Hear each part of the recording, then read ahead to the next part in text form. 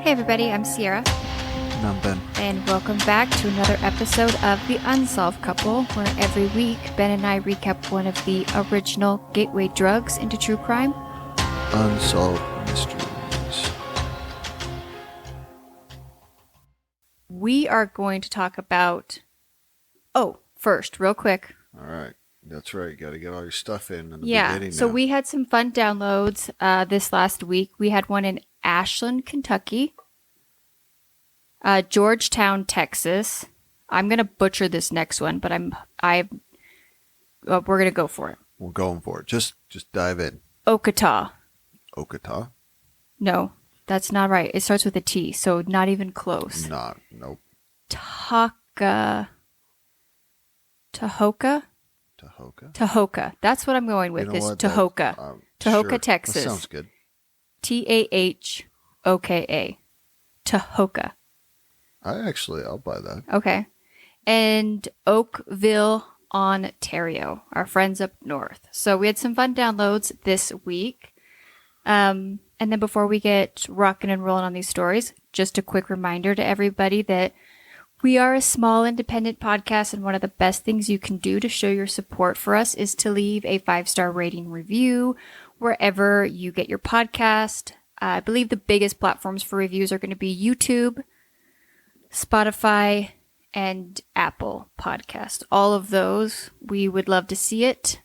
As well as you can follow us on our social media and support us on there by sharing our silly shenanigans. We've been kind of doing some silly husband and wife reels lately this last couple of weeks, and it's been fun. Sierra's recording a lot lately. Yeah. So we're on Instagram, Unsolved Couple Pod, TikTok, the same thing. We have a fun discussion group. What did I say? Tic-tac. TikTok. Tic-tac. Not TikTok.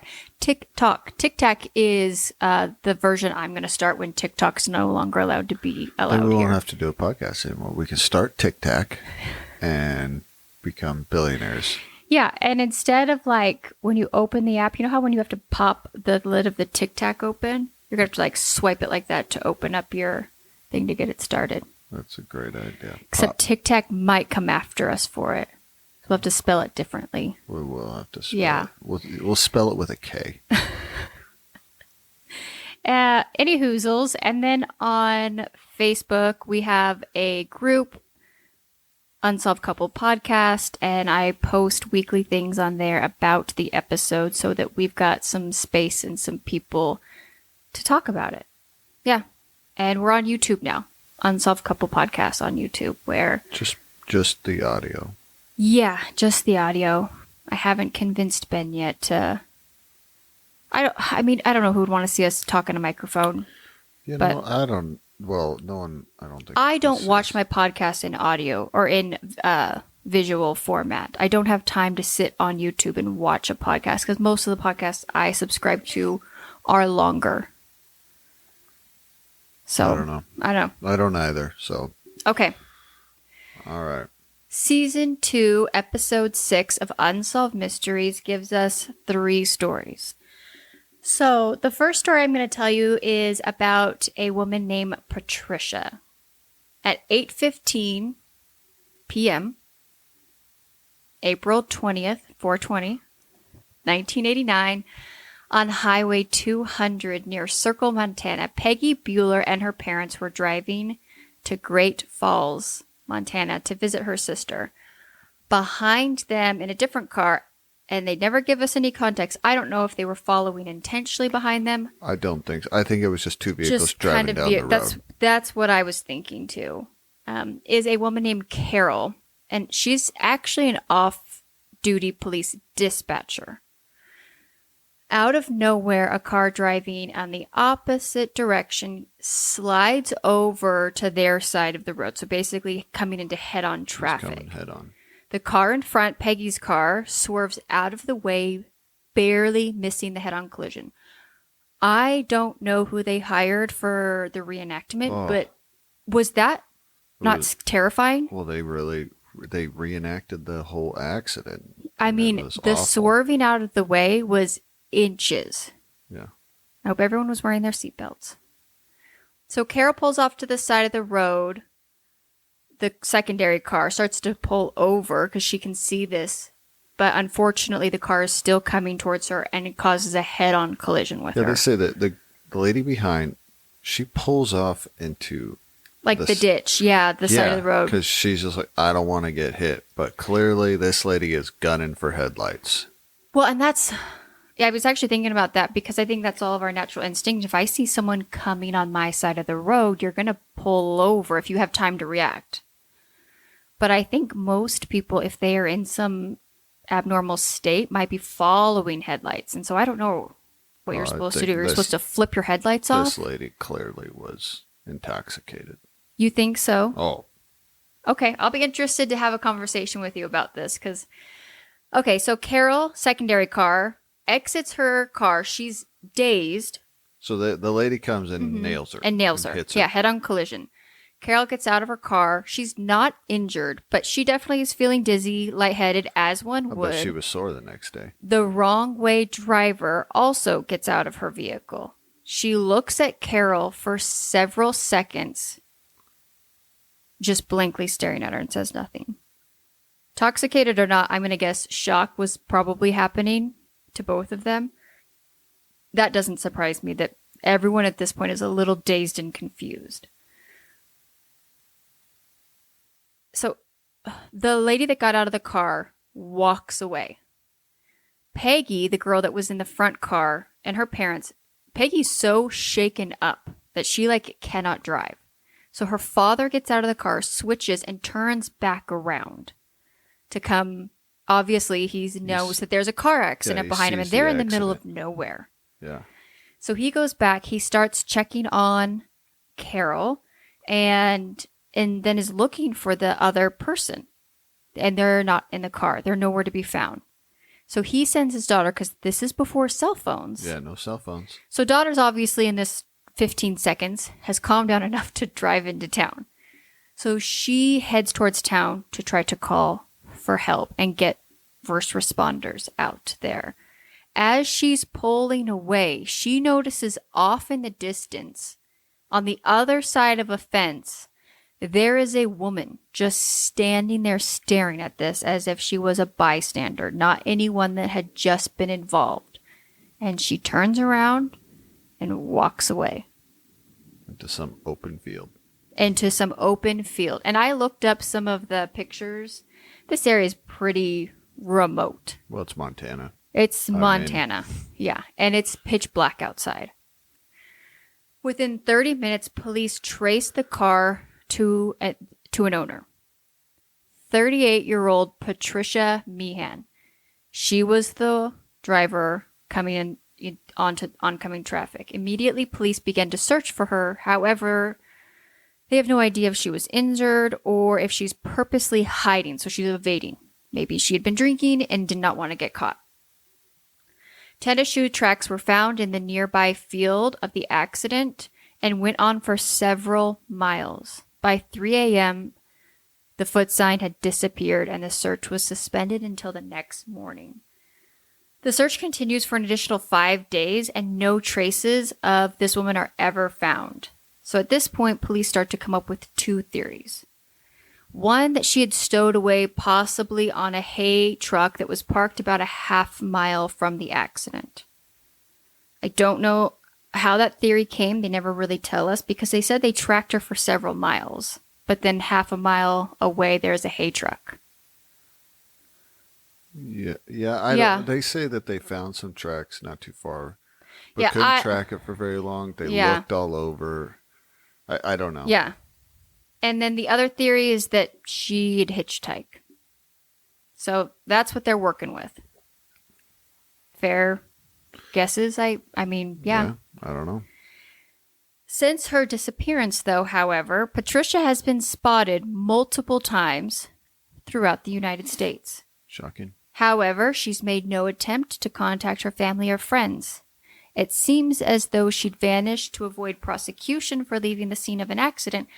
However, eyewitness reports of her have increasingly included stranger and stranger behavior, suggesting to the police and a psychiatrist that was interviewed that she may be suffering from our favorite 80s brain injury. What has it been? Amnesia. We have amnesia back again. It's back. I think this is like the 4th or 5th time. Oh, it comes again in my story too. Oh, yeah. Oh, yeah. Yeah, we got amnesia for everybody. I feel like Oprah Winfrey. You get amnesia. You get amnesia. You all get amnesia. For anyone who hasn't listened before, potentially, I did try to do some research as to where the phenomenon of amnesia in the 80s came from.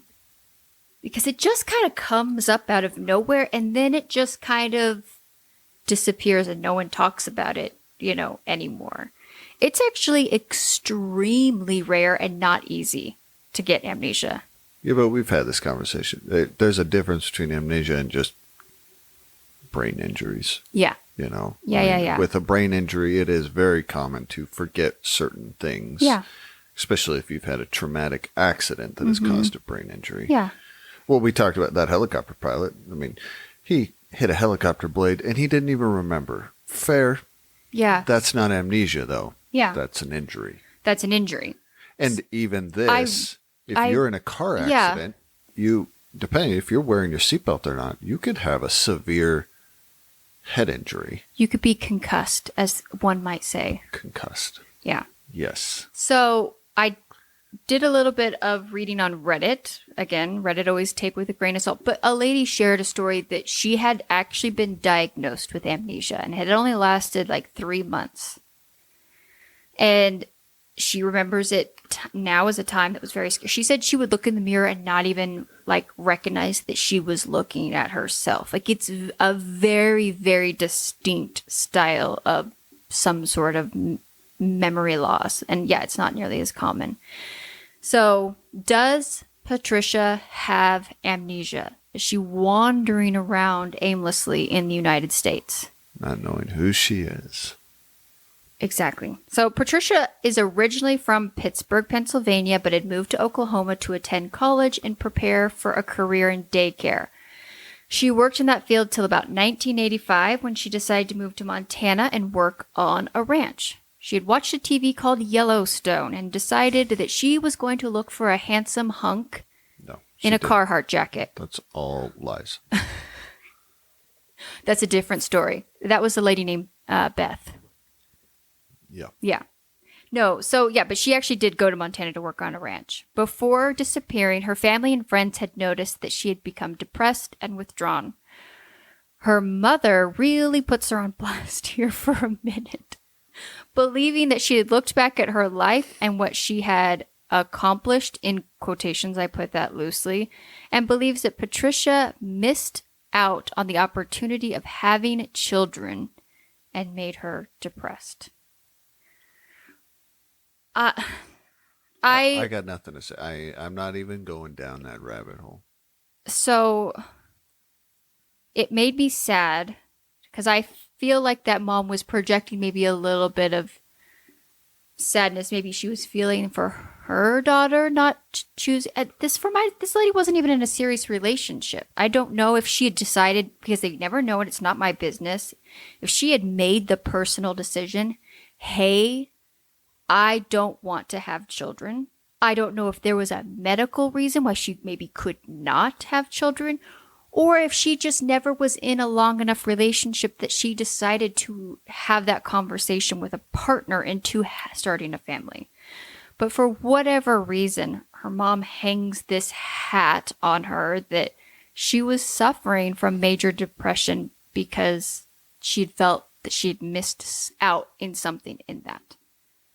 But again, that doesn't seem to come up in any other way, shape, or form down the road. But it gets a little weird at this point. It does. Fact of there's a lot of people throwing out theories of what's going on and why that. But I will say this: she's her mother. She probably knows her better than any of us do. Obviously, yeah. I don't know the lady from anything. And I'm not here to. It just sounded there was a lot of speculation. Yeah, about her mental health. Why she was in her mental state that she was. And there was never any evidence given of why they believed she was in that state that she was in. Or and if she was even being treated or had been diagnosed with any of these things. Maybe they just didn't reveal private conversations that they had with her. I don't know.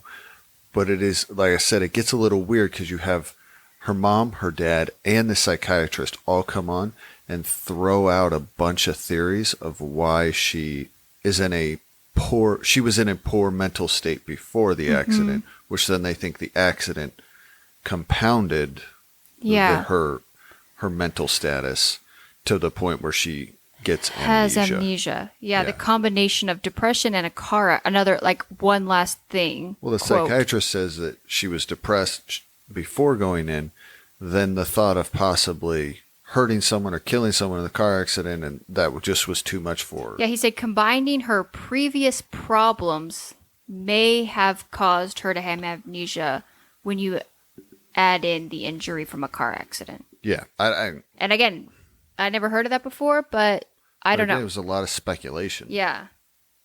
And so I'm going to tell you the next part of this, but I have a little caveat. So it says one of the confirmed sightings of Patricia. I really caveat. I looked this up. Yeah, I want to know how this was confirmed. There was never a single confirmation of Patricia by anybody who knew her or of law enforcement. So it wasn't confirmed. It wasn't confirmed, but they do throw that around on this episode several times. Yeah, I know. I thought the same thing when he said that. How is this confirmed? Yeah, because we've talked about missing people before, right? And they usually don't throw that word around lightly. But it seems as if, from what I read after this, the fact that they kept in the media saying the word confirmed sightings, it was like actually contributing to the problem. So one of the sightings of Patricia occurred in May 1989 in Bozeman, Montana, which ironically is only a few miles from her home. She went to the restaurant and behaved strangely around the hostess and the waitress. She told the hostess that she wanted to be sat and served quickly because she had to go shopping. The waitress noticed that she was acting a little spacey and kind of out of it, to the point where she felt like she needed to ask her if she was doing okay. She didn't really seem to get an answer. She said that her speech was disjointed and kind of all over the place. Unfortunately, based on the sightings, it does not appear that Patricia's good night. Sorry, guys. Patricia's condition is improving. If not treated soon, then the damage to her mental state could be severe and irreversible. Patricia remains missing. So they show us some pictures, and they are asking if anyone has seen her to please report it to law enforcement. You ready for your update? Oh, I'm ready. Unsolved. Never been found. Never been found. Several more sightings, quote unquote, had occurred to the point where there was a lady in Canada that somewhat resembled her, and I think had been hospitalized for some mental health issues, to the point where I think they actually even got investigators up there to kind of talk to her and were able to kind of confirm that it wasn't her. Patricia was beautiful, but she very much was like this light blonde, white skin, freckly, like smaller size. She didn't have any what you would consider like big standout features. I think she could easily look like a lot of people. And so, I mean, I don't know. Is it possible that she did have some sort of brain injury or, concussion and went and wandered off in Montana in April, where it's still cold once the sun goes down, and hypothermia, and died? Fell into something somewhere? I don't know. I thought this one was super strange. Yeah. But yeah, for it to never show up, her parents never heard from her. Yeah.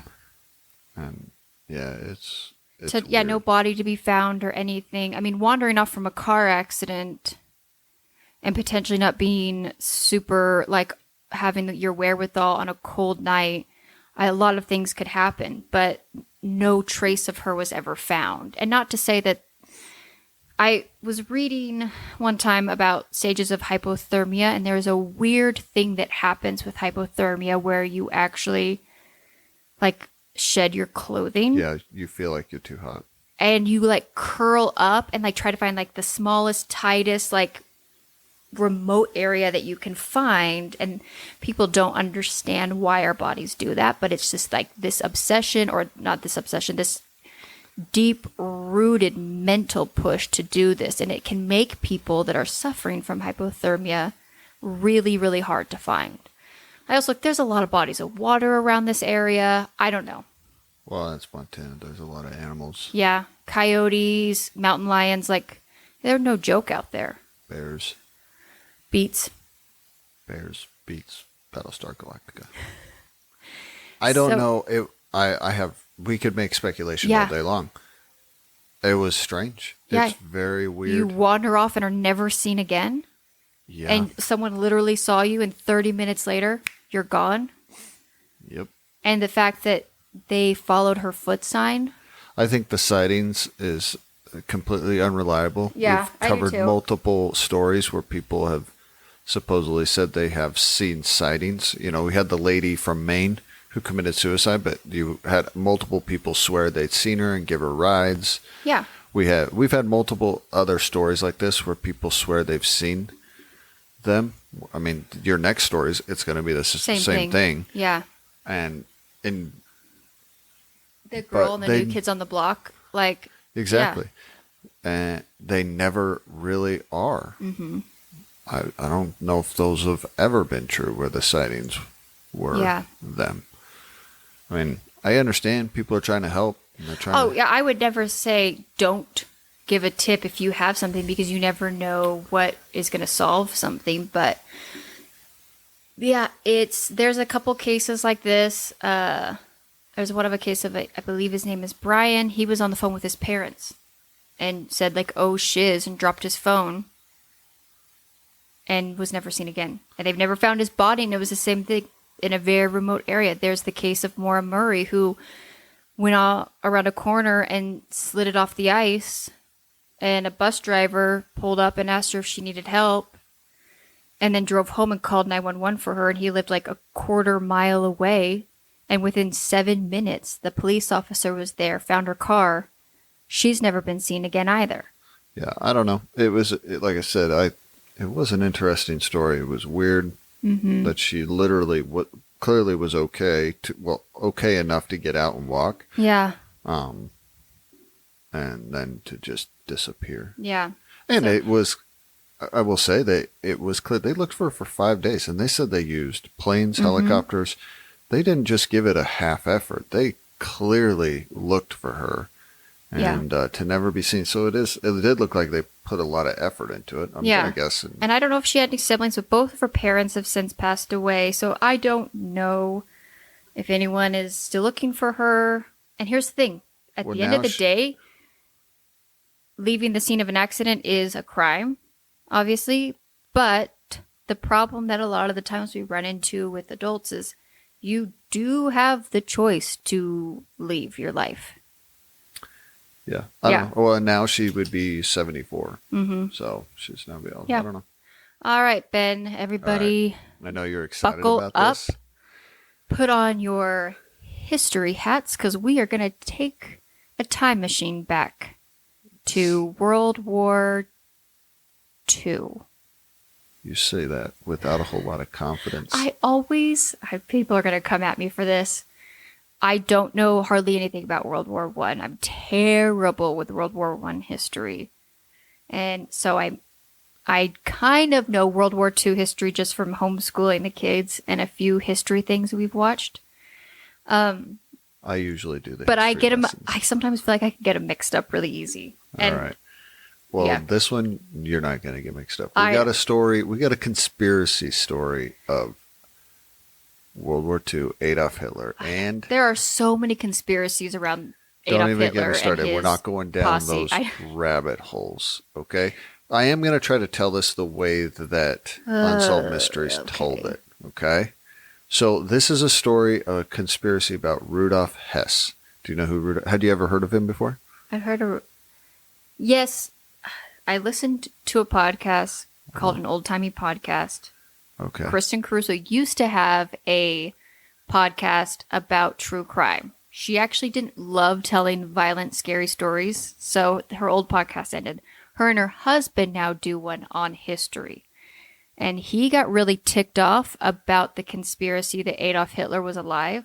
Oh yeah, I'm with him on that an one. amazing several part Hunting series Hitler? On the life of Hitler. And a lot of the people in his kind of inner circle, they make fun of him a lot. And the people that were surrounding him, and this guy's name I do remember coming up a couple of times. He was inner circle with Adolf Hitler. Mm-hmm. There's a great series on Netflix called Hitler's Inner Circle, and or Circle of Evil. Yeah, so if you're interested in the kind of debunking of some of these things, but anyways, I recommend the podcast, and Ben recommends some of the stuff. Yeah. So when Adolf Hitler came to power in 1933, Hess was his second in command, and him and Hess had been close for a very long time, and they were actually imprisoned together back in the 20s, where Hitler wrote his book.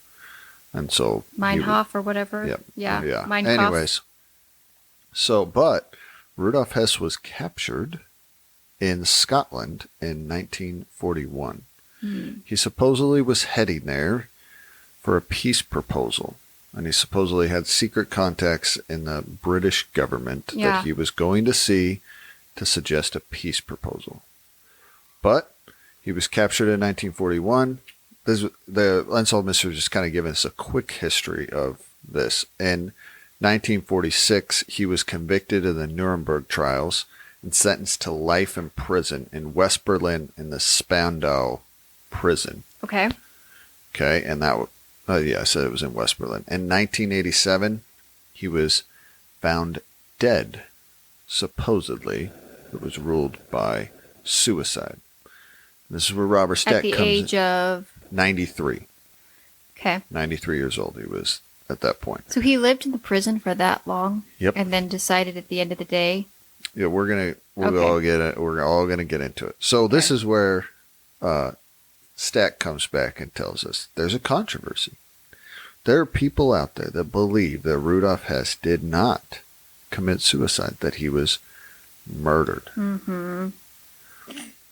And that there's a global conspiracy still going on. There's even a conspiracy that it wasn't even Rudolf Hess in the prison. Yeah. It wasn't even a double implant or something they called it. Yeah. Yeah. A double fake. I can't remember. Yeah, they just said that it just wasn't him. It was an imposter. Okay. So then we get Hugh Thomas, and he tells us. He comes in. He's a doctor. Also, Hugh Thomas is an author. Yeah, of a doctor of what? History? No, he clearly is because he examines Rudolf Hess. What? In 1973, Hugh Thomas was at the prison doing a medical examination. Okay, so he's a medical doctor. Mm-hmm. Got it. Okay, and he examines Hess that time. Mind you, they don't tell you this, but Hess has been in the prison now by himself for years. Okay, we're going to get into that later. But as he's examining him, he had studied earlier medical records of Hess. Mm-hmm. And Hess had served in World War I, not World War II. He was a Nazi in World War II. So, he was a leader in World War II. He did technically, I guess, but World War I, he had served, and he was supposedly supposed to have a bunch of scars and bullet wounds. We don't know where or that. Mm-hmm. And they weren't there.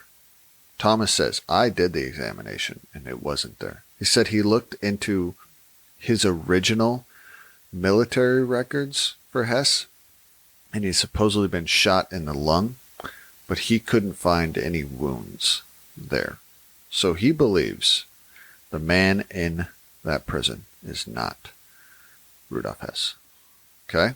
Okay. So, this is where we're going to get told kind of the story of why we think that.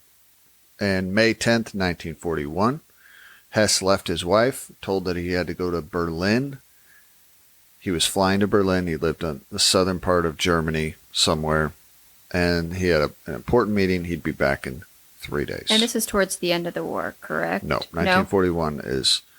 America's not even in it yet. Okay, we're not even involved yet in this. No. Okay. It's right now, pretty much the war is going on just in Europe, and technically Germany hasn't even invaded the Soviet Union yet. Okay. Oh, this is very, very early on. Yeah. Okay. So he's got to go to Berlin for a meeting. Okay? At 17:45 hours. What time is that, Sierra? 7 o'clock. Nope. 17:45. 12, 13, 14, 15, 16, 17, 5 o'clock. Very good. She had to use her fingers for that, but she got it. He took off from Augsburg. Mm-hmm. That's what it says. I don't know where that's at, but that's where he took off from. The aircraft tail number was NJC-11. Okay? And he was tracked. We get some aviation expert. Supposedly he studied this. He was tracked by radar across Europe, and then across occupied Europe, and then he goes north where he was lost. He was then picked up. They say like almost 4 hours later after he'd originally taken off by British radar going towards Scotland. Okay. And around 11 o'clock, a farmer sees this plane. Oh, sorry. My sister is calling.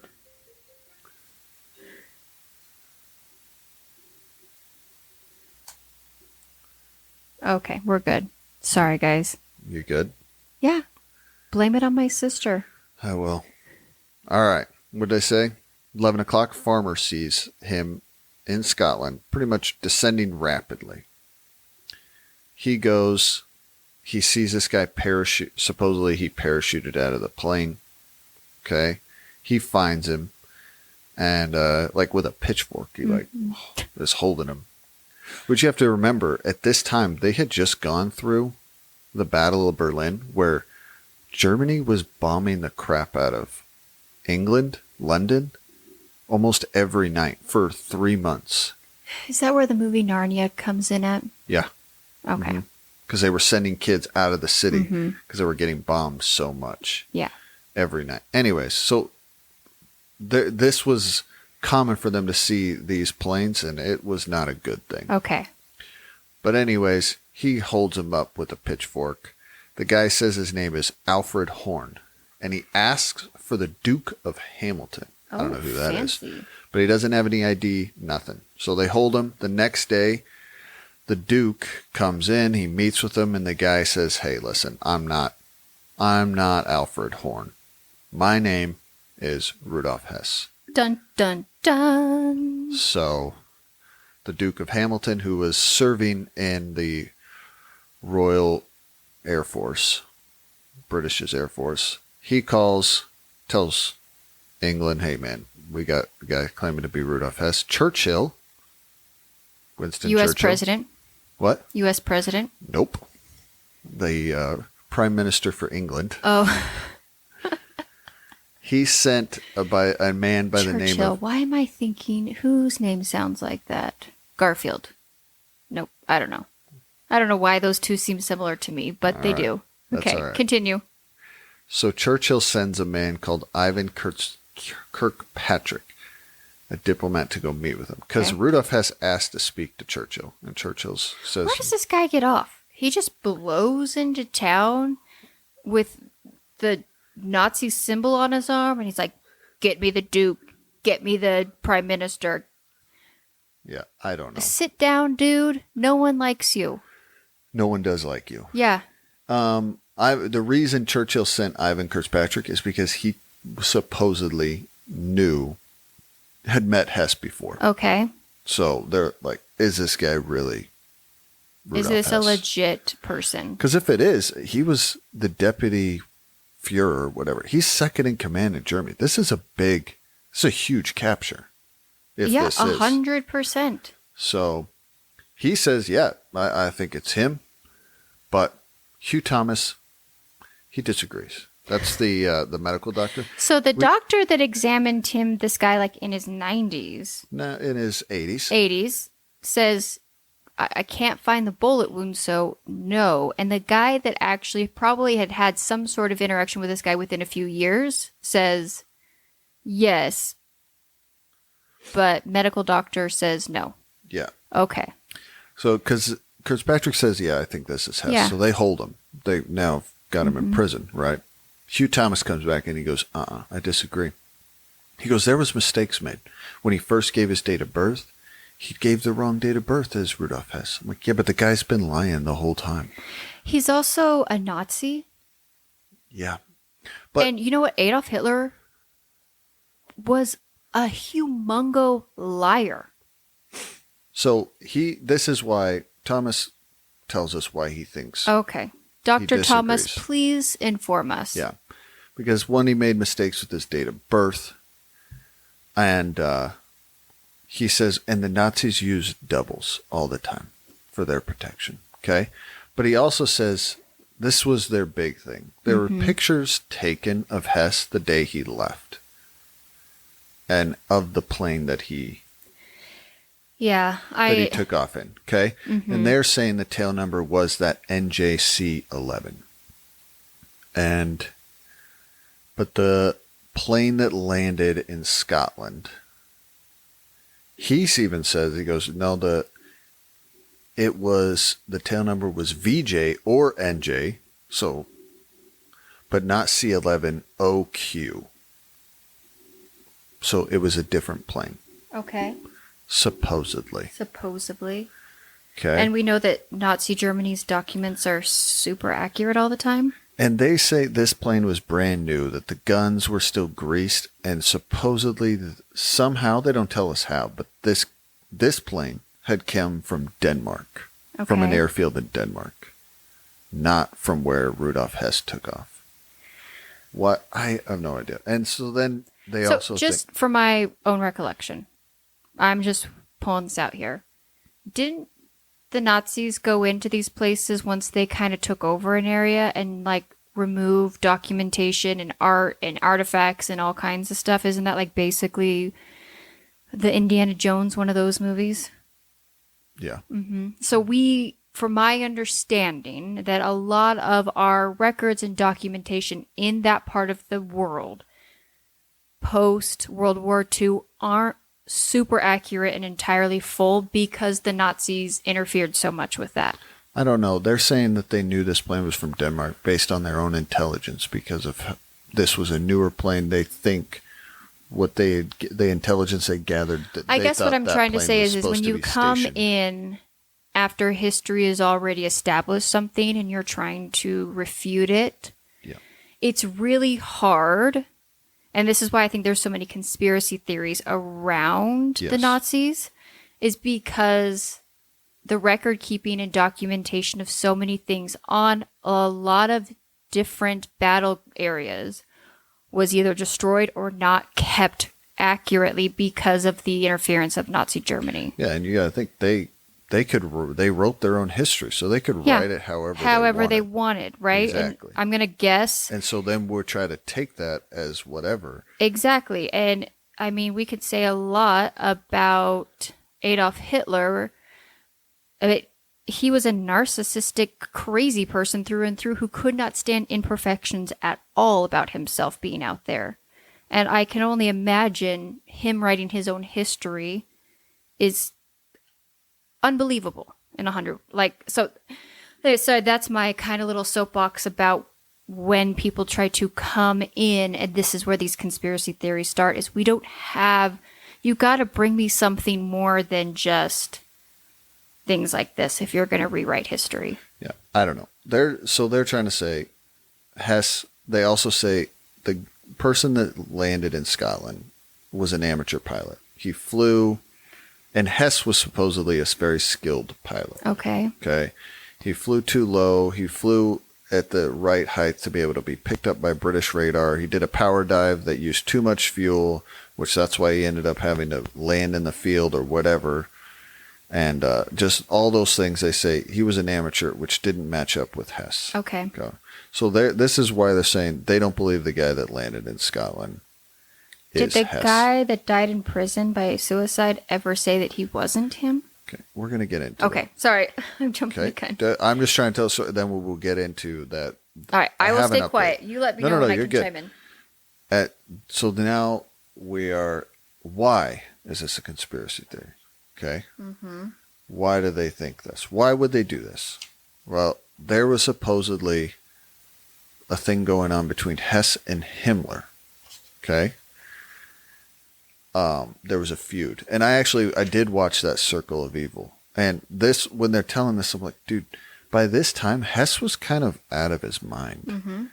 And a lot he was of these losing guys started favor. to lose their minds because they were taking copious amounts of drugs. And he was losing favor with Hitler and all the rest of them. And he was almost kind of getting pushed out anyways. That's what I remembered about this man is they're all on drugs and they're getting paranoid. So everybody is like starting to get pushed away. But he was one of the first ones to be like, he's turning against us. Yeah. He's a spy. He's this. Yeah. I don't know. I don't know what, but it just, at this point, he was losing his mind. He wasn't very reliable in the first place. Anyways, supposedly they had a meeting and they were talking about invading the Soviet Union. Okay. This inner circle. And Hess had argued in the meeting that they first needed to make peace with England before the invasion of the Soviet Union. And that he had already tried to secretly attempt to contact British Parliament and try to make peace. Yeah, because I remember what he was that. saying is, we'll make peace with them, then we can, if we make peace with them, we can then invade the Soviet Union together or whatever. Yeah, if we can get England on our side. We're not fighting on two fronts, right? Well, the theory is that Himmler killed Hess and put his double and sent him to England. Because then if England catches him and whatever, no big deal. But if this double actually makes peace, Himmler can then claim to have orchestrated the whole thing and take credit for it. Okay. And they were thinking, and supposedly the Soviet Union was worried about England here's the thing, there's a lot of theories thrown around. There's zero evidence of what this is. But this is why they think that this was a double. That was all Himmler's secret plan. His secret agenda inside. To get rid of Hess, agenda. but also send this guy in place of Hess. I don't know. This is giving the Nazis a lot of credit. Yeah. And Himmler supposedly had secret contacts with Nazi sympathizers in the British government who deposed Churchill and that wanted to make peace with Germany. So was an important part, I guess, because this is that whole conspiracy will lead to why supposedly Hess was killed. Okay. Okay. All right. Thomas, we get Thomas back. He says there was a plot amongst 30 top-ranking British hierarchical, whatever that word is, officials to unite Nazi Germany and British to expand war into the Soviet Union. This is what that doctor says. Okay. There was this conspiracy amongst these people. Okay, we got a lot of conspiracies happening. I know. So when they interrogated Hess after they got him in 1941, he wouldn't answer any questions. He supposedly had amnesia. That's what they said. That's what I said. And they tried all kinds of ways to get him to answer things. Obviously, they were going to interrogate him for information, but I'm sure it was all on the up and up, too. Yeah. Well, it is war. So during the Nuremberg trials, in 1947, they bring in 2 secretaries that had worked with Hess to try to jog his memory. And they're talking to him. They're trying to bring things up, trying to get him to say stuff and just to acknowledge who he is. They show him pictures of his kids. Nothing. He won't say anything. He won't talk to him. But the secretaries are convinced that they talked to the real Rudolf Hess. Okay. So by 1966, he's the only prisoner in this prison. Can you imagine? No. So I guess technically there was only 7 prisoners ever held there. And by 1966, they'd either been released or they'd died. So was this a prison only for Nazis? Mm-hmm, yeah. Okay. From that trial? Yeah. Okay. So what they explain, and I'd kind of read, is It was a prison pretty much run by, there was kind of a treaty or whatever. It was the Soviet Union, the U.S., and British, and maybe France, but I don't know on that one. Okay. They kind of all had a say in that prison, and every country had to give their consent to release one of the prisoners. And the Soviet Union refused to give their consent to release Hess. Okay. So he was never released. Got it. Okay. So, and up until this point, he would not have any visits from his family. He wouldn't let his family come and visit him, even though he was technically in Germany. He was in West Germany. Okay. And his wife and son, whose son was 3 at the time he left, by this time now he's in his 20s or 30s. And his son says that his dad wouldn't let him visit. They interviewed the son, which is crazy. But he says, yeah, he wouldn't let us visit because of the conditions were so horrific. But in 1969, his health had severely deteriorated. Okay. So he agrees to meet with the family. And they come in and they talk to him. And wife, after she meets with him, says, yeah, that was my husband. But of course, the Dr. Thomas. Good night. But Dr. Thomas. Dr. Thomas is the he says only that's not him. Even though the wife says that's my son, that's my husband. Nope. But his son says, I think my dad was keeping a secret. Yeah, your dad was a Nazi. So what was that secret? That he was a terrible human being. All right. Now we get to August 17th, 1987, 2:30 in the afternoon. Hess goes out for his walk. The guard gets distracted, supposedly. That's what they say on the episode. Goes a few minutes later to find Hess, and he finds him on the ground with an electrical cord around his neck. And it was ruled a suicide. Okay. His son he says at this point that the Soviet Union was considering, Gorbachev, who was running the Soviet Union at the time, was considering allowing Hess's release. Okay. So Dr. Thomas says this is a big deal because if Hess gets out, now he can reveal. Now the secrets are going to come out? Now he's going to reveal all the secrets. After how long has he been in this prison for? What? I don't know, 40-something years? 40 years? He hasn't said a word? Yeah. So the British government, someone in the British government. He didn't try to blackmail anybody to get out of this thing? Like, dude, no. So, yeah. And we get a guard that was there. He says there's no way he killed himself. He had arthritis so bad that he could barely close his hands. He couldn't lift his arms above his head, so there's just no way he could have hung himself. He believes that Hess was murdered. Do you think it's possible that a guard was like, dude, this is the last one here. Once he's done, we can go home and not have to deal with this place anymore? Yeah, and Dr. Thomas says for sure he was murdered because the first thing that was destroyed after his death was the cord by the British government, and then the British government had the shed that he died in burnt down. So the family got his body. Could it be that they didn't want Nazi sympathizers making some weird shrine or memorial to this guy? I'll get into that. Okay. So the family had ordered another autopsy, and the doctor said, yeah, there was bruising not consistent with the suicide. Whatever. This is like Epstein all over again. Yeah. Thomas believes he was killed to keep quiet about the secret contacts in the British government. Even though he'd been silent for 46 years. Also, he's now he was getting out and he was going because he's a crazy old man at this point. And so yeah, he thinks that he was going to get out and he was going to reveal his secrets, and all these British people were worried about it, they would have taken care of this guy a long time ago. These 30 government officials. Seen some MI6 movies. MIA6? Sure, whatever Missing they're called. in Action 6? Yeah. No, what are Mission Impossible? No, what are the people in British? MI5? MI5. And it's MI6? MI5 and MI6. Yeah. They'd been all over this if need be. Isn't that like the equivalent to our intelligence secret service? Not secret service. What is the word? CIA? in England. Mm-hmm. Mm-hmm.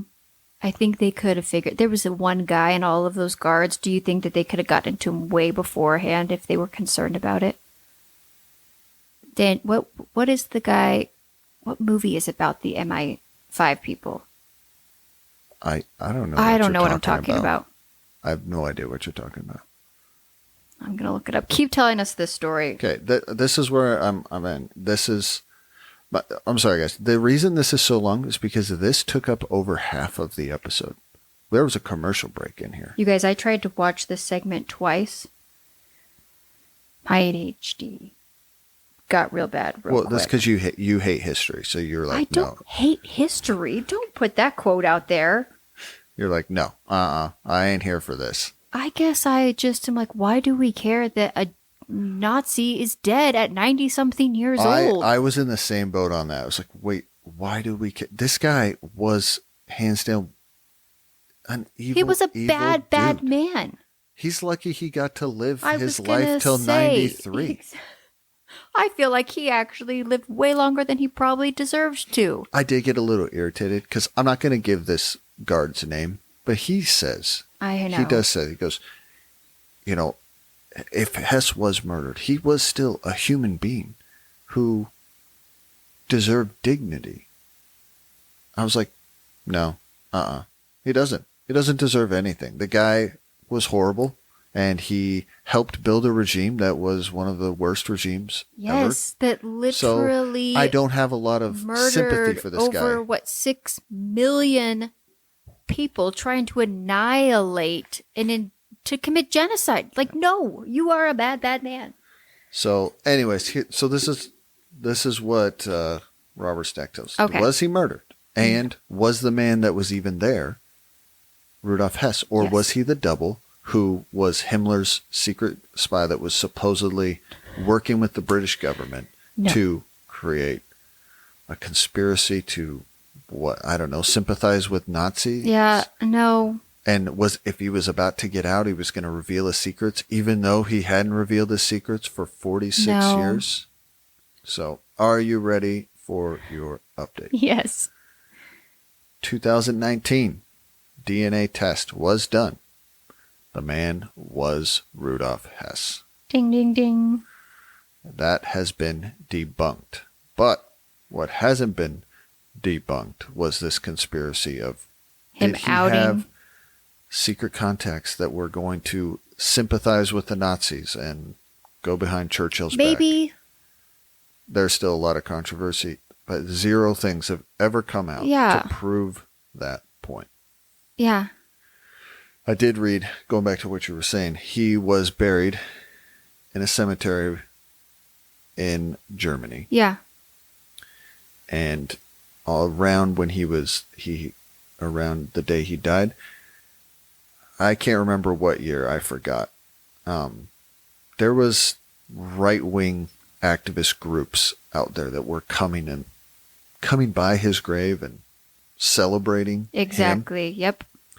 And so the government out there, the local government said, you know what, we're tired of these people coming and idolizing this guy. Mm-hmm. So they actually exhumed his body, cremated it, and spread his ashes somewhere else to get people to stop. And you know what? That was the very first thing I thought when you said that the people running this prison got rid of his shed and probably many of other artifacts, quote unquote, that he had acquired while living there in prison, because you have cuckoo nut people. Yeah. This is even why, I remember thinking, I looked up the bunker of which Adolf Hitler took his own life in, right?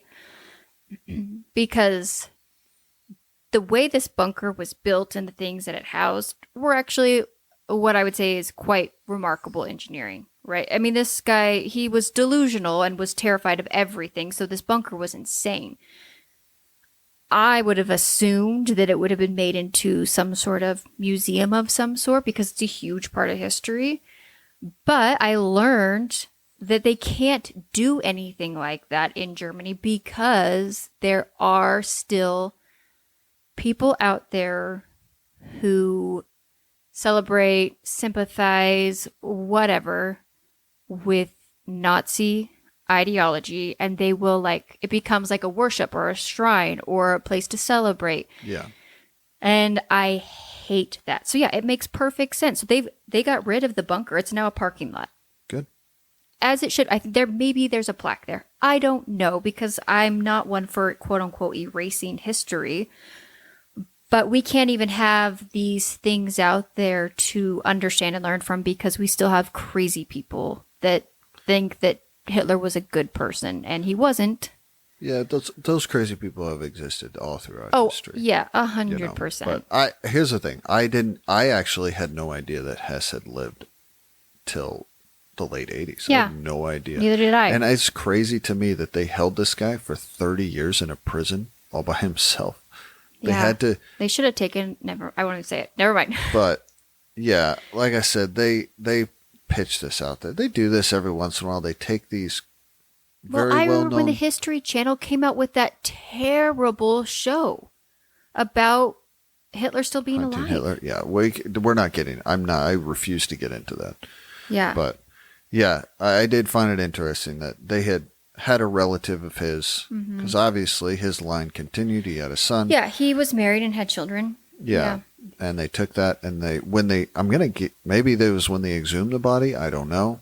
Yeah. But they ran the DNA. They were like, can we please shut this down? We are tired of this. Yeah. So anyways, that's it. That's all I Okay. got. Well, I will tell you about our next story. It's going to be about a woman named Veronica Jefferson. I'm going to call her Tina in most of my notes because that was what she was known by. But her legal name was Veronica. So 24-year-old Tina Jefferson was a government accountant, a.k.a. that sounds miserable. Can you imagine being an accountant for the government? I'm not an accountant, so yeah, no, I wouldn't do that. That'd be But terrible. someone's got to do it. Well, and a newcomer to the Washington, D.C. area. She was originally from Oklahoma. She had recently become a CPA and was working as a finance officer for the CIA.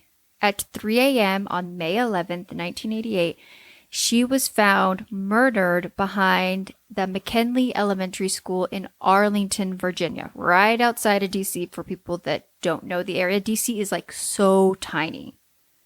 And most people, Arlington is the bigger area surrounding D.C.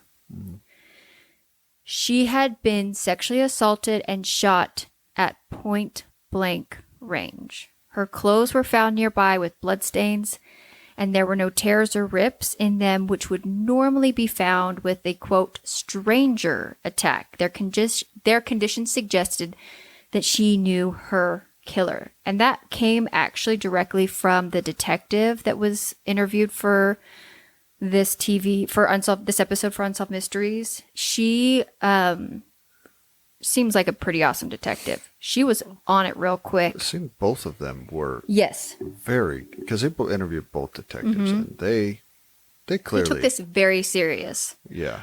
DC in the 80s was a very dangerous place to be. I think it's still a pretty The dangerous crime place to rates be. were through the roof there. Yeah. The day after Tia's body was found, her car, which was a red Camaro with, once again, personalized license plate that said MSVIL or VLI, was discovered parked at Grant Supermarket near Columbia Pike, just 2 blocks from her apartment. It was unlocked and the keys were missing. It was later determined that it had been wiped clean of fingerprints. The interior was also examined, and a time-stamped receipt that they'd showed that she left the supermarket at 9:30 p.m. Surprisingly, her purse was found with all of the money and credit cards still inside. Did you see what kind of purse was used in the reenactment? I think it was a Gucci. It was a Gucci. So I would like to know if she actually had a legit Gucci bag in her thing, or if this was just some props department had it. Because here's the thing. She's driving a red Camaro with custom plates. She's a young woman making good money living in D.C. Working for the CIA. Exactly. She was living it up, and I bet she worked so hard to get that Gucci bag and was so proud of it. Also, I am so proud of you for recognizing how quickly you have grown into a man of my dreams, that you recognize a Gucci bag. Oh, dear. So the big thing was next to her purse was a box cutter found inside. It's believed to have belonged to her killer.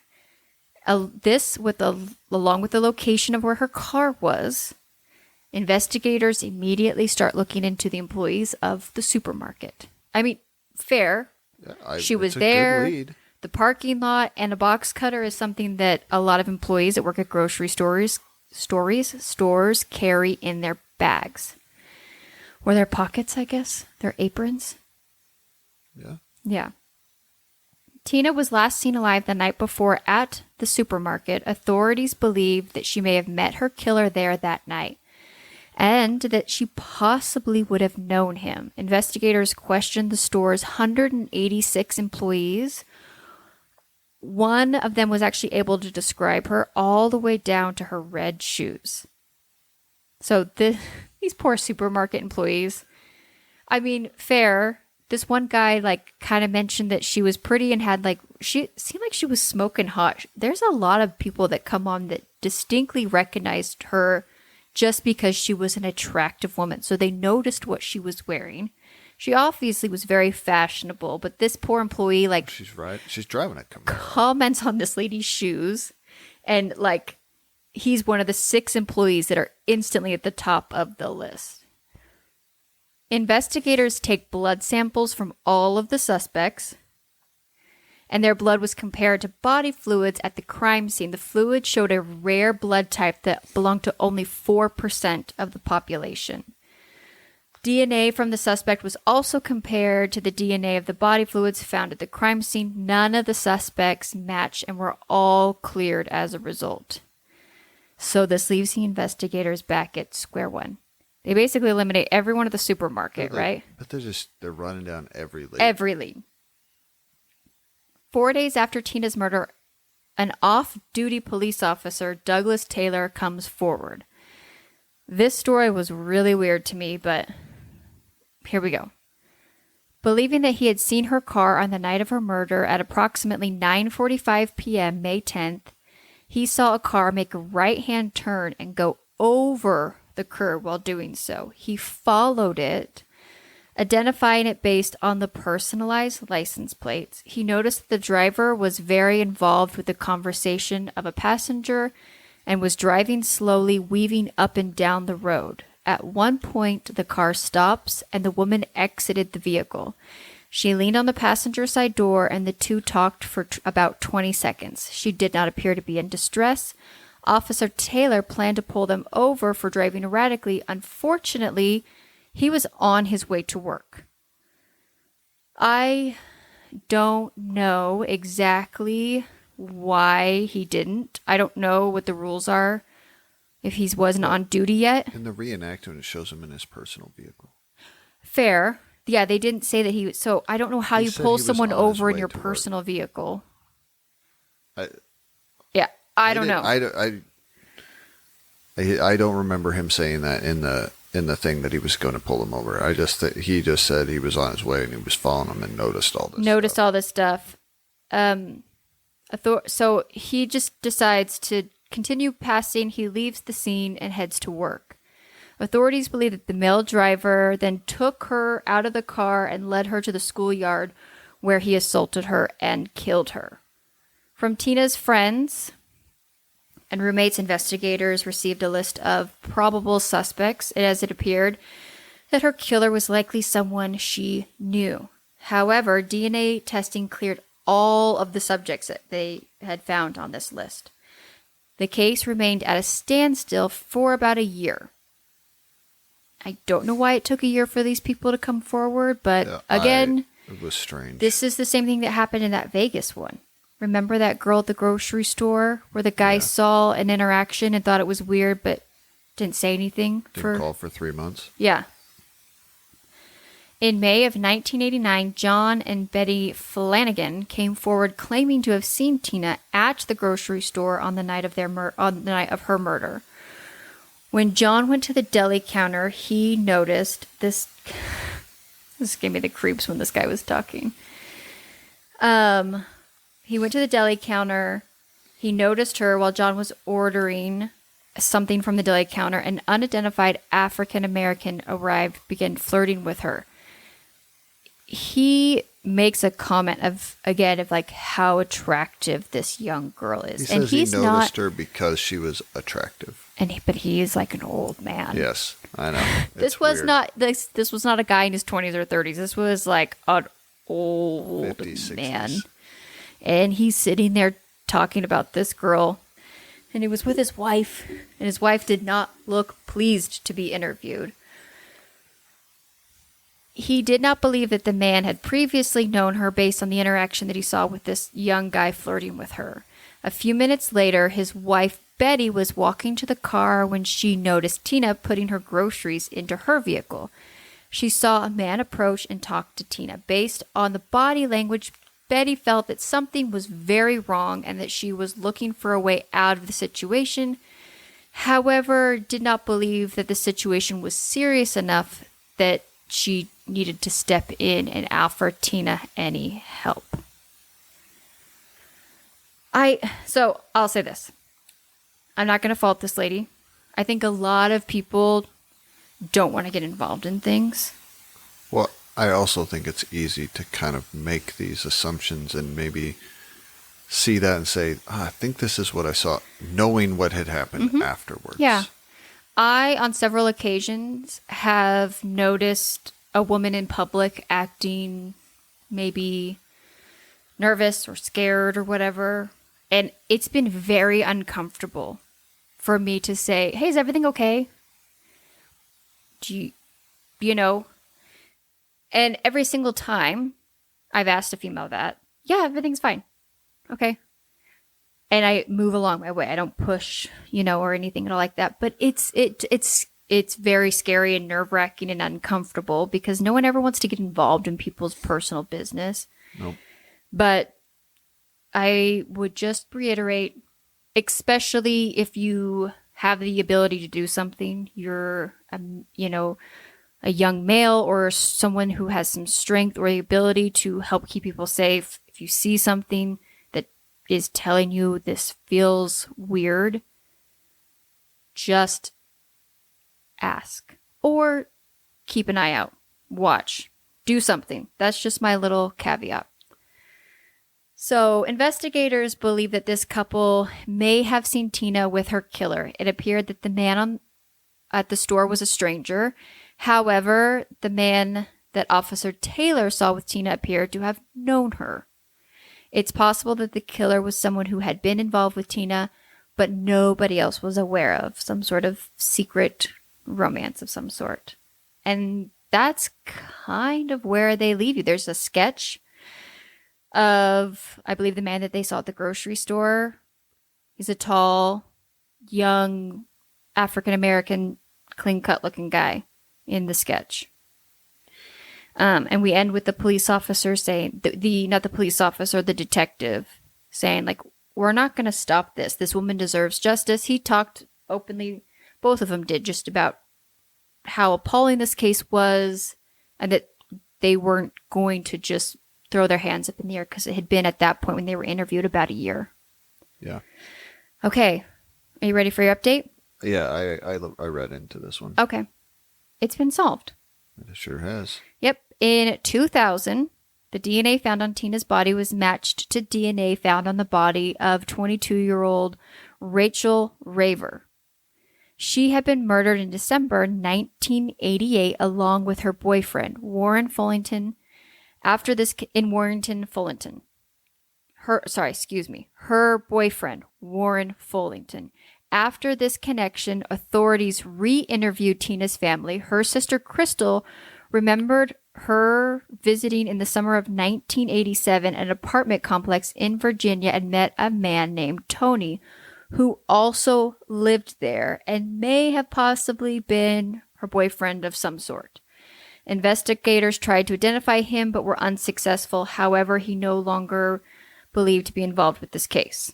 So they had, at that point, DNA that was found at a different murder scene, but it wasn't tied to a subject yet. Okay. In August of 2005, the DNA that was found on Tina and Rachel's body was matched to a convicted murderer, Alfred Pastillo.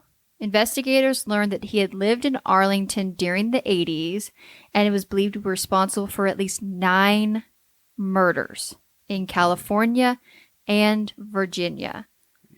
Yep. He was extradited to Virginia from California, where he was on death row for a 1990 murder. He was convicted of Warren and Rachel's murder as well. So, and sentenced to death on those ones. On October 1st, 2015, he was executed by lethal injection in the state of California. So I'm going to be honest, I didn't think that they were still doing lethal injections in California. I don't think they are anymore. I don't think they do the death penalty there at all. But I don't know. But Dunzo. Yeah, bye. Which is crazy is... You won't be missed. So we don't know what happened that night. Because the people that saw her with the man all very distinctly said that he was African American. This man that was arrested and convicted and tried and all of that was Hispanic.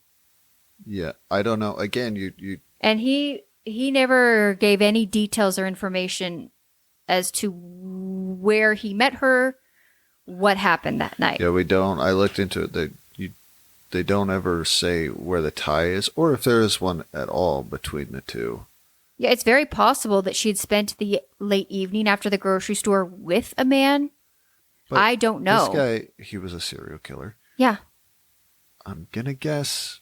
He was a bad man. Was it random? I have a feeling that he saw her. Maybe she got in an argument with the guy she was driving with. This is just Sierra's speculation. And it's possible that she got out at the wrong place at the wrong time, and this man saw an opportunity. I don't know. But all I know is he's not with us anymore. He's not with us anymore. Yep. The world is a better place without him. 9 people. That's what they know of. Yeah, fair. Yeah.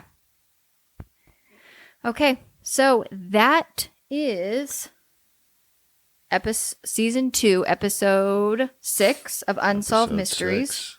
Yep, our recap of it.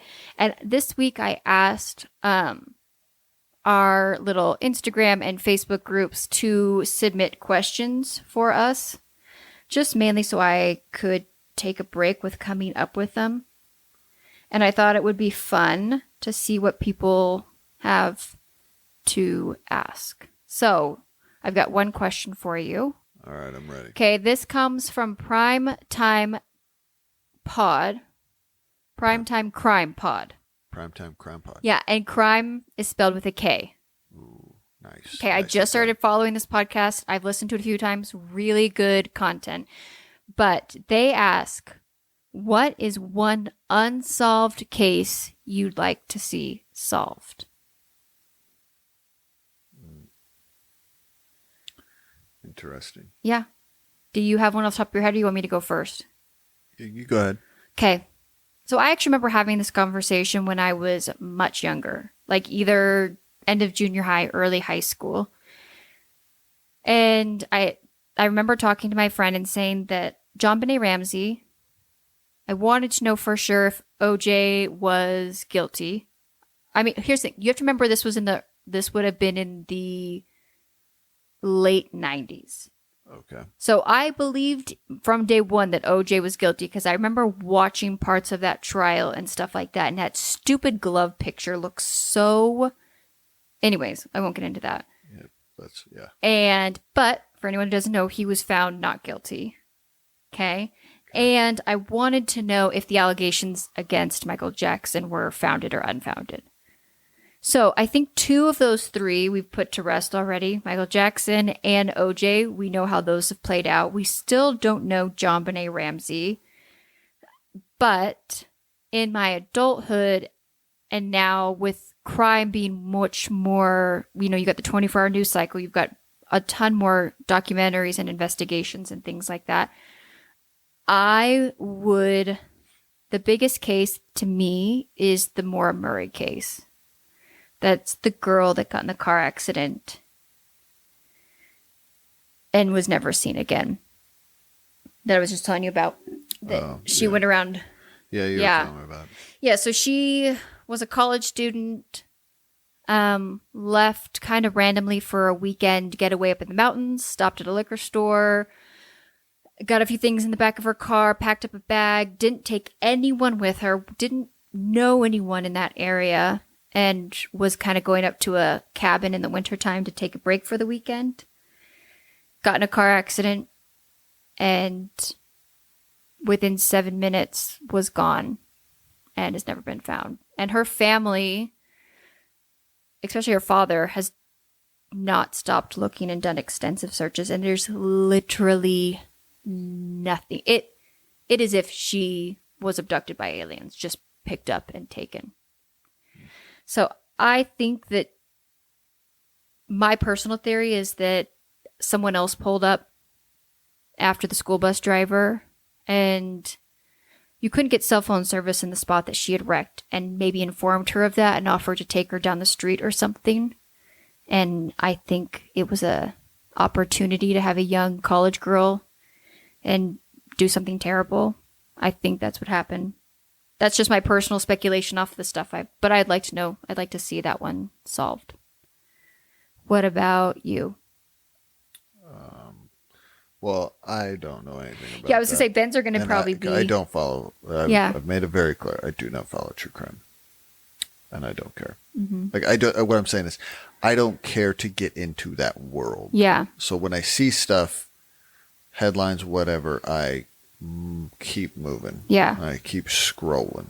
But obviously, I have now had to hear multiple cases, and multiple have been unsolved. So one of mine will have to be from our podcast, because these are the only true crime stories I've really paid attention to. Yeah. Obviously, I've heard of JonBenet Ramsey, but I'll be 100%. I don't know pretty much any of the details because I've never read anything about that case. Yeah.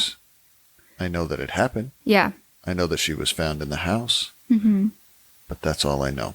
Yeah. I don't know what has happened since then and how the investigation goes. And I don't care to read up on it. So mine would have to be the only one that really kind of intrigued me, but I think it's because it was revolved around conspiracy theories, would be the boys on the tracks. Those 2 boys. That one is, yeah. It was wild. It was weird. Those boys were laying on the tracks, run over by the train. They were clearly put there. They were clearly murdered. Yeah. Before they were put there. And there has been so much speculation. There's so much. And it's actually one of the only conspiracies to me.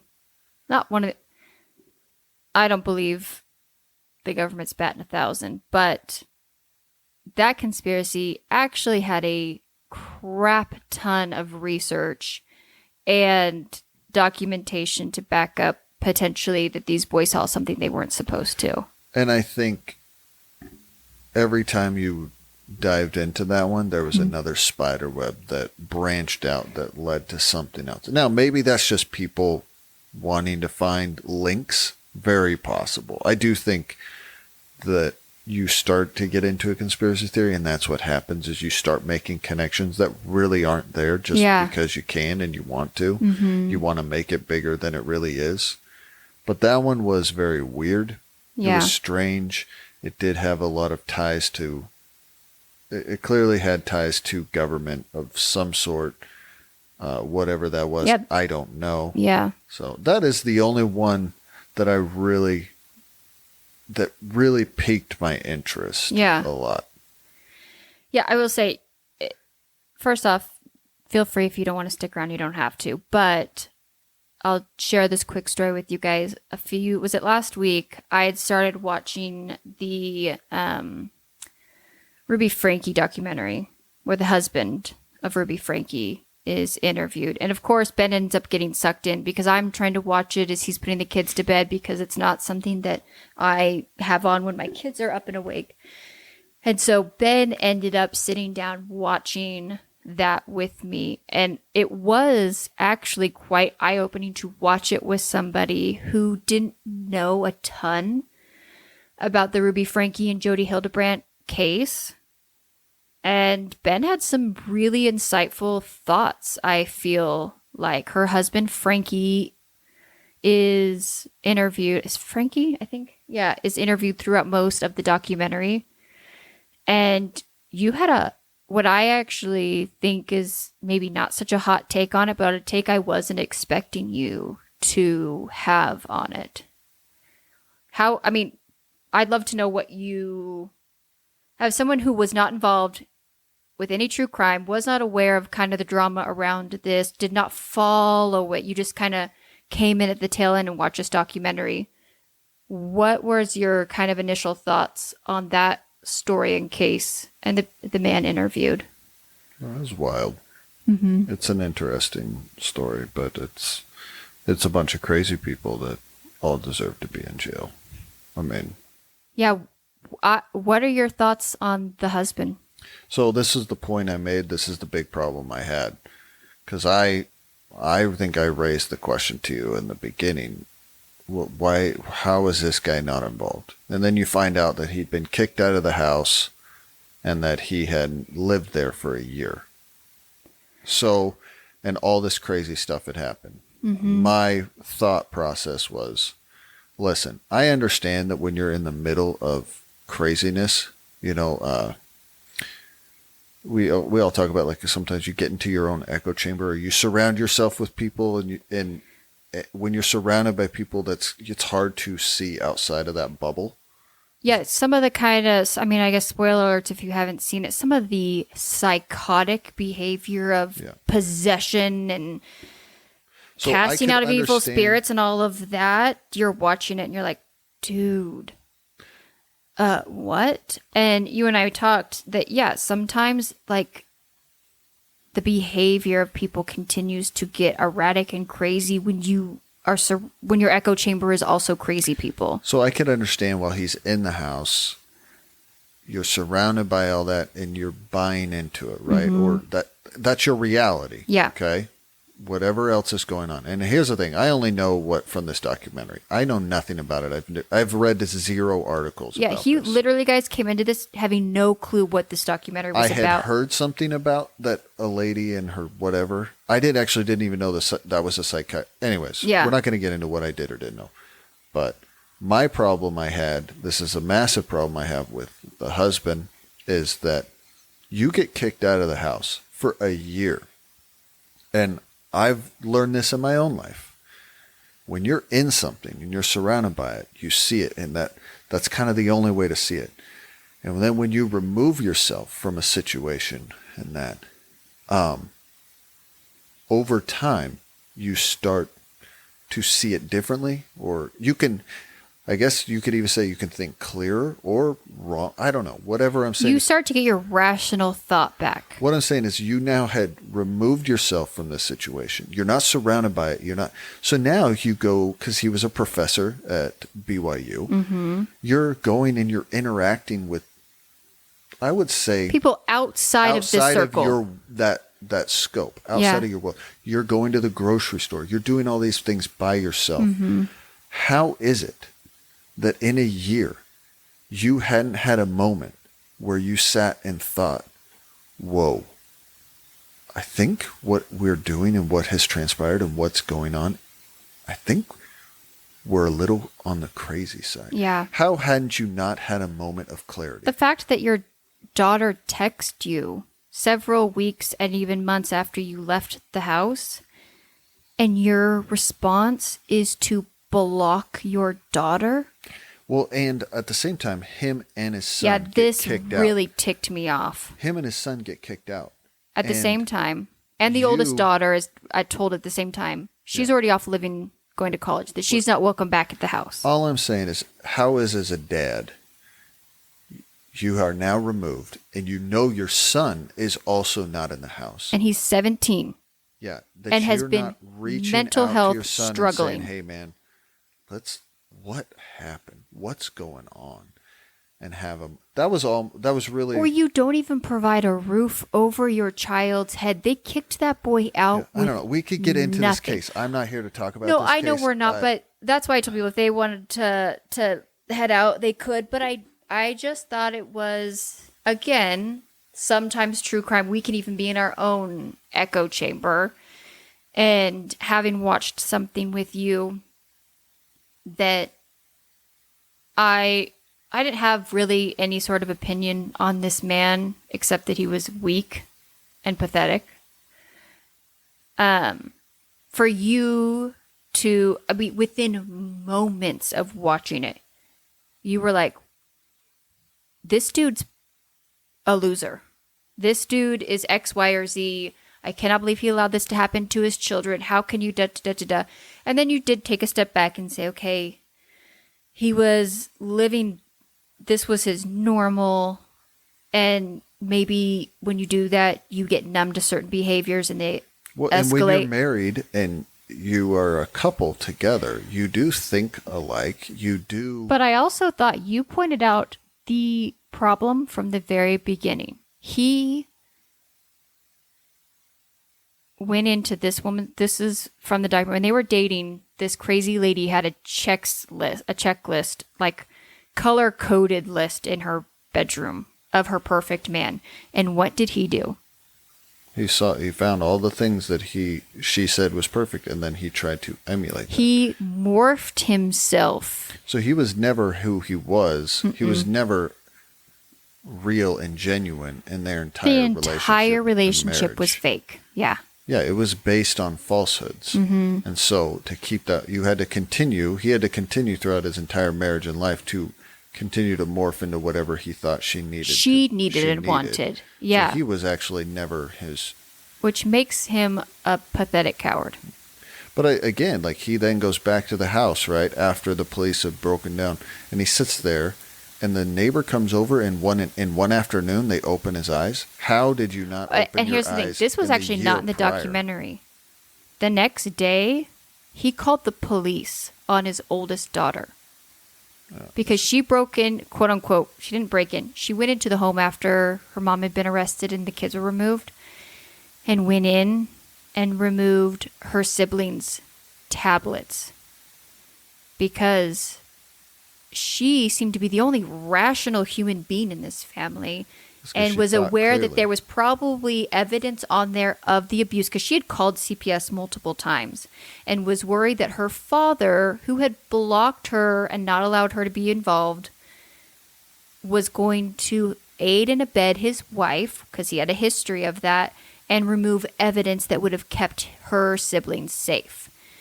So this man, no joke, even after having talked to his neighbors, his wife and her lover have been arrested. His son is emaciated and in hospital with his sister. He still called the police on his daughter, had the stuff brought back to him by the female officer, and on the body cam is yelling and is mad at the police officer because they won't charge her with theft. I don't know much about this, and like I said, this is the only thing I've watched, and this is probably the only thing I will watch or read about it. I don't know. I thought I would just kind of give a little glimpse into one of the reasons why I think this podcast and this dynamic is kind of fun, because I thought you had an interesting take on it as an outside perspective. Yeah. Okay. So that is our podcast. Ben and I will see you back here next Tuesday, where we recap one of the original gateway drugs in the true crime. Unsolved mysteries. Bye.